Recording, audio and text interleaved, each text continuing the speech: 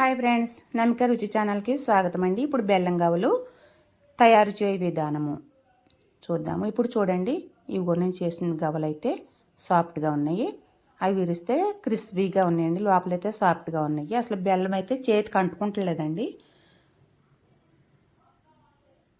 ఇప్పుడు ఒక గ్లాసు మైదా తీసుకున్నాను జల్లించుకుని.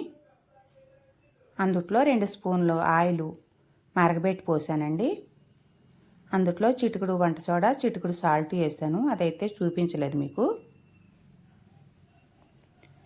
బాగా ఆయిల్ వంట సోడా ఉప్పు అన్నీ కలిపి పిండికి పట్టించుకోవాలి. ఇలా బాగా పట్టించుకుని ఇలా మనం ముద్ద కింద చేస్తే ముద్ద రావాలండి. ఇలా గుప్పిడికి ముద్దలా రావాలి. ఇలా ఇంకా రావట్లేదండి. మనం బాగా పట్టిస్తే ఆయిల్ వేసిన ఆయిల్ అంతా బాగా పట్టిస్తే ఇలా ముద్ద వస్తుంది. చూడండి ఫ్రెండ్స్, బాగా అలా పట్టించాక ఇలా ముద్ద కింద వచ్చింది. ఇప్పుడు కొద్ది కొద్దిగా వాటర్ పోసుకుంటూ చపాతీ పిండిలా కలుపుదాం. ఇలా కలుపుకోవాలండి. మనం చపాతీ పిండిలా అంత మరీ లూజు కాకుండా గట్టిగా కాకుండా మధ్యస్థంగా కలుపుకోవాలి. ఇలా కలుపుకుని ఇలా ముద్ద చేసి 15 నిమిషాలు ఓ బౌల్లో పెట్టి మూతేసి పక్కన పెడదాం.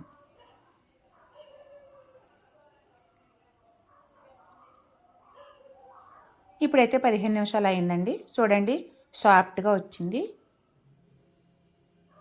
ఇప్పుడు మళ్ళీ ఒకసారి గట్టిగా అదిమి మళ్ళీ ఒకసారి మొత్తం అంతా కలిపి పక్కన పెట్టుకోవాలండి. ఇలా చేసుకుని పక్కన పెట్టుకుని ఇప్పుడు చిన్న చిన్న బాల్స్గా చేద్దాము. పెద్దవి చేసుకోకూడదండి, చిన్న చిన్నవి చేయాలి. ఉండలైతే ఇలా చేసుకోవాలండి. ఇలా ప్రెస్ చేస్తూ మనం ఉండలు చేయాలి, విడిపోకుండా ఉంటాయండి. చాలా టేస్ట్గా ఉంటాయండి ఇలా చేసుకుంటే. ఈ సైజు చాలండి. ఇలా చేసుకుని మొత్తం పిండంతా ఇలా ఉండల కింద ప్రిపేర్ చేసుకుందాము. ఇలా చేసుకోవాలండి. ఇలా అయ్యాకైతే ఇలాంటి అప్పడాల కర్ర ఉంటే కనుక దీని మీదన్నా చేసుకోవచ్చండి. ఇది అవైలబుల్గా లేకపోతే మనం జాలి ఉంటుంది కదండి, జాలి మీదన్నా చేసుకోవచ్చు. ఇలా పలసగా లాగాలండి. ఇలా గవ్వ అయితే పలసగా లాగాలి. క్రిస్పీగా ఉంటుందండి, లోపలైతే సాఫ్ట్గా చాలా బాగుంటాయండి. మీరు ఒకసారి ట్రై చేసి కామెంట్స్ చేయండి ఎలా వచ్చినాయి అన్నది. ఇలా జాలీతో అయితే ఇలా వస్తాయండి. జాలీతో నేనైతే మొత్తం అన్ని జాలీతోటే చేస్తానండి. అప్పడాల కర్రతోటైతే నవ్సి సన్నంగా వస్తుందండి. ఇదైతే బాగుంటుందండి, కొంచెం పెద్దది వస్తుంది. ఇలా చేసుకుని అన్నీ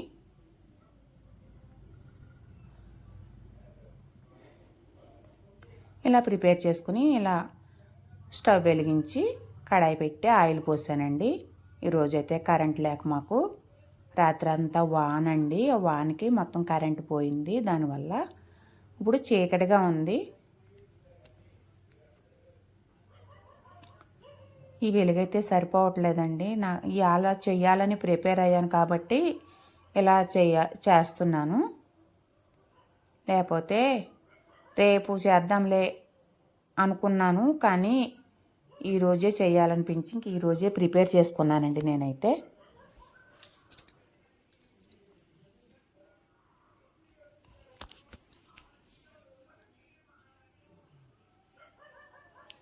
కరెంట్ వచ్చేటప్పటికల్లా నా పని అంతా అయిపోయిందండి. అప్పుడు వచ్చింది పవర్ మాకైతే.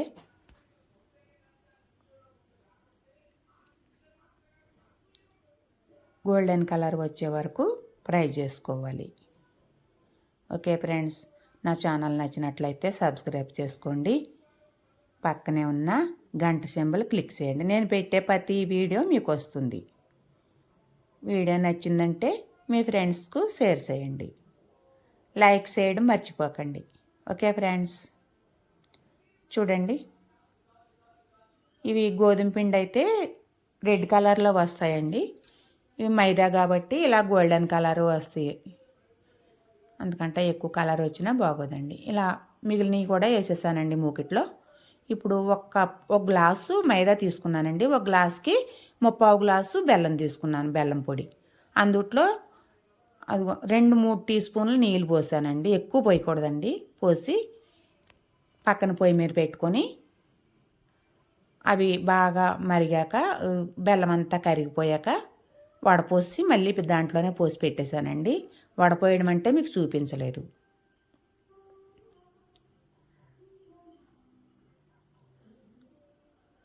చూడండి ఫ్రెండ్స్, ఈ స్టవ్ మీదకి ట్రాన్స్ఫర్ అయితే చేశాను. ఇలా తీగ పాకం కాదండి, తీగ పాకం మందంగా రావాలండి. తీగ అలా అయితే పాకం వచ్చినట్టు. గవ్వ కూడా తొందరగా పడుతుంది. బాగా ముదిరిన పెచ్చుల కింద ఊడిపోతుందండి. బాగా ముదిరినివ్వకూడదు. ఈ కంటెస్టెన్స్లో సరిపోతుంది, మనకైతే సరిపోతుంది ఇలా. ఇప్పుడు అందుట్లో యాలక్కాయ పొడి హాఫ్ టీ స్పూన్ వేస్తున్నానండి. అది కలుపుకున్నాక మనం వేయించుకున్న గవ్వలు అందుట్లో మొత్తం వేసేసి కలిపేసుకోవాలి. ఇలా వేసేసుకుని ఇక్కడైతే నాకు అసలు ఈలు అవ్వలేదండి. చీకటిగా ఉన్నందుకు మీకు కనిపిస్తలేదు. చీకటిగా ఉండడం వల్ల ఇప్పుడైతే వెలుగులోకి తీసుకొస్తున్నానండి నేనైతే. చూడండి ఫ్రెండ్స్,